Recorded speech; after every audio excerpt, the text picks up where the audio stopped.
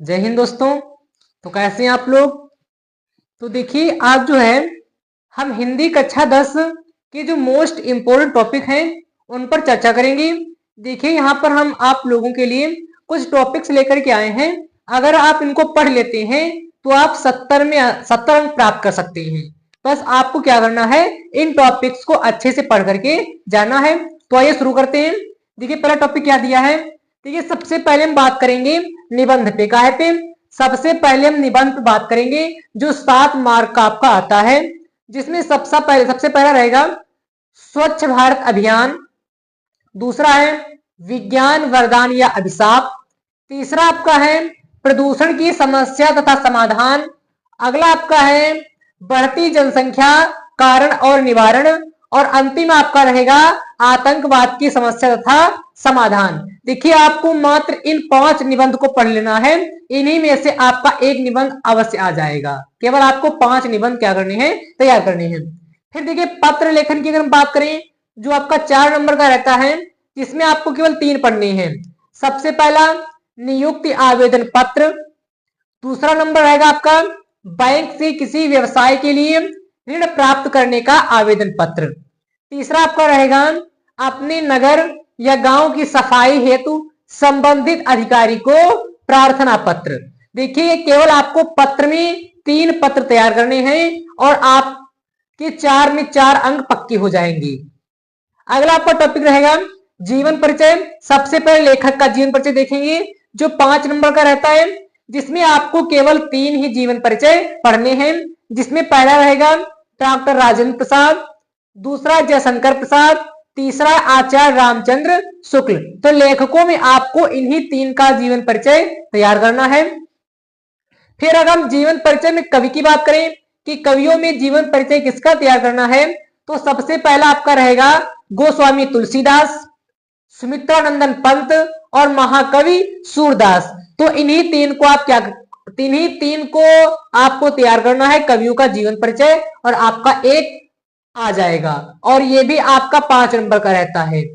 फिर महत्वपूर्ण गद्यांश की हम बात करें जो 6 नंबर का रहता है, तो महत्वपूर्ण गद्यांश में केवल आपको 3 चैप्टर ही तैयार करने हैं और आपके 6 अंक पक्के।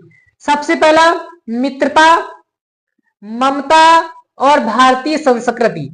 इन चैप्टर्स को आपको अच्छे से तैयार रखना है।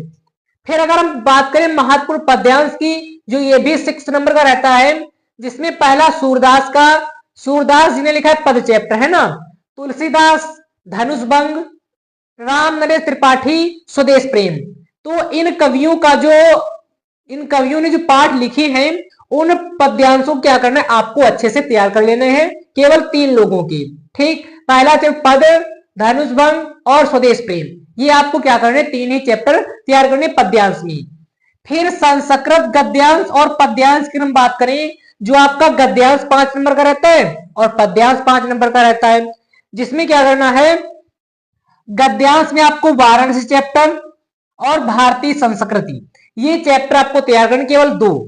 संस्कृत में केवल आपको वाराणसी और भारतीय संस्कृत चैप्टर केवल तैयार करने हैं, और पद्यांश में भी वाराणसी, भारतीय संस्कृति और अनियुक्त विलासा तैयार करने हैं, क्योंकि इनमें श्लोक जो दिए हैं वो श्लोक मोस्ट इंपोर्टेंट है। और एक आपका अलग चैप्टर रहेगा अनियुक्त विलासा, जो पद्यांश के लिए रहेंगे, और गद्यांश में आपको केवल वाराणसी और भारतीय संस्कृत क्या करने हैं, तैयार करने हैं। ठीक है। फिर उसके बाद आपका खंड का भी आता है 3 नंबर का, जो जिले के हिसाब से बटे होते हैं। आप जिस भी जिले से हैं कमेंट करिएगा, हम आपको जरूर बताएंगे। जो आपका 3 नंबर का रहता है केवल एक ही खंड का भी होता है, ठीक है, वो आपको तैयार करना है। एक आपको क्या करना है, श्लोक तैयार करना है। देखिए आप लोग 2 श्लोक याद कर लीजिए, क्योंकि जो एक श्लोक है वो आपके पेपर में आ जाएगा पद्यांश की संदर्भ से हिंदी व्याख्या करने के लिए, है ना, और एक आपको क्या करना है, अलग से दूसरा तैयार कर लेना है। ठीक, तो 2 आपको श्लोक क्या करने हैं, तैयार करने हैं। और संस्कृत खंड से प्रश्नोत्तर आते हैं 2। कितने आते हैं, 2 प्रश्नोत्तर आते हैं 2 नंबर की। तो आपको प्रश्नोत्तर भी क्या करने हैं, तैयार करने हैं। तो यहां से आपका इतना जो टॉपिक है ये 50 नंबर का आपका हो गया। कितने नंबर का, 50 नंबर का हो गया। बाकी 20 नंबर के आपके आते हैं बहुविकल्पीय क्वेश्चन, जो आपको बताते हैं कहां से पूछे जाते हैं। ठीक, देखिए सबसे पहले जो बहुविकल्पीय जो प्रश्न कैसे तैयार करने आपको है, देखिए हिंदी गद्य में शुक्ल एवं शुक्लोत्तर युग आपको अच्छे से पढ़ना है, इससे 5 नंबर के क्वेश्चन पूछे जाएंगे। हर बार 5 नंबर के क्वेश्चन पूछे जाते हैं। शुक्ल युग की समयावधि, शुक्लोत्तर युग का समयावधि, इनके लेखक, इनकी रचनाएं आपको क्या करनी, तैयार करनी है। 5 नंबर का आपका ये रहेगा।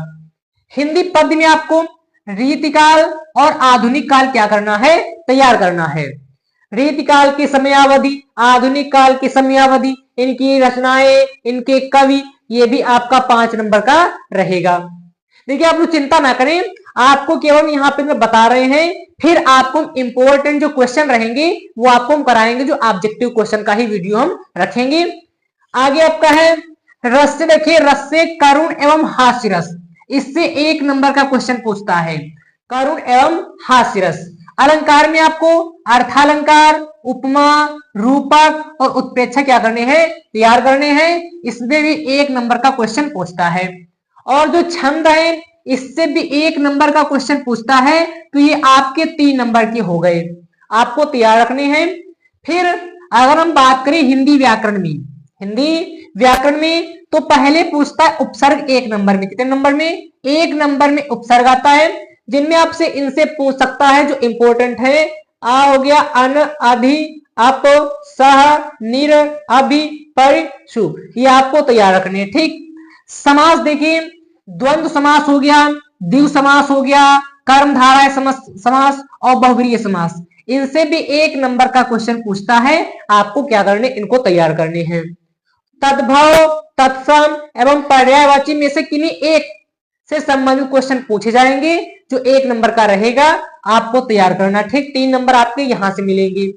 अगर हम बात करें संस्कृत व्याकरण की, तो संस्कृत जो व्याकरण है उसमें सर्वनाम से क्वेश्चन पूछेगा, तद और युष्मद, तद और युष्मद से पूछेगा, जो आपका 1 नंबर का रहेगा।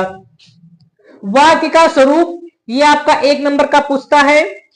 वाच्य प्रयोग और वाच्य परिवर्तन 1 नंबर का पूछता है। और पद परिचय, विकारी एवं अविकारी पद, ये भी 1 नंबर का पूछता है। तो यहां से आपका जो है 70 नंबर क्लियर हो जाते हैं, जिसमें हमने आपको 50, अगर आपने इतना यहां तक तैयार कर लिया, ये यहां तक तो आपके 50 नंबर तो पक्के हैं। आगे के जो 20 ऑब्जेक्टिव क्वेश्चन रहेंगे वो कंफर्म आपको करके हम बताएंगे अगले वीडियो में। मोस्ट इंपोर्टेंट वीडियो जो होंगे, जो मोस्ट इंपोर्टेंट जो क्वेश्चंस होंगे, वही आपको क्या किए जाएंगे, कराए जाएंगे।